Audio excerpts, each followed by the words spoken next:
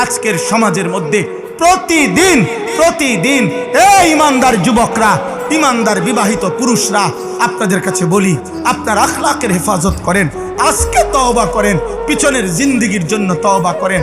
প্রতিদিন এই সমাজটার হালাত হইল, এই দেশের হালাত হইল, চলতি পথে আমরা প্রতিদিন শুনি পরকীয়ার আসক্তি অসংখ্য অগণিত ফ্যামিলিকে জাহান্নামের ঘর বানায় ফেলছে।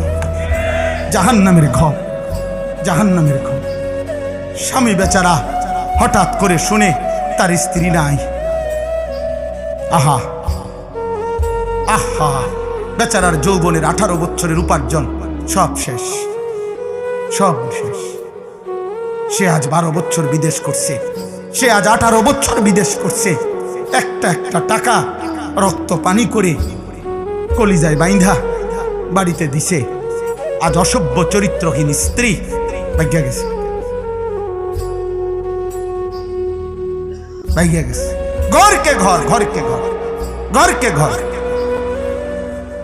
নারী কোনোভাবেই, যারাই মনে রাখবেন, যারাই নিজ ঘরের স্ত্রীকে আপনি আহ্লাদ করতে গিয়ে বেহায়া বেপর্দা অনায়াসে বাজারে ছেড়ে দিচ্ছেন, বেডির হাতে মোবাইল 2টা, বড় বড় মোবাইল 2টা, বলে তো হিজাব পরে, হিজাবের উপরে যে ডিজাইন করছে এত্তেবেলা আগে জিডি ফিন তুইডি বালা ছিল।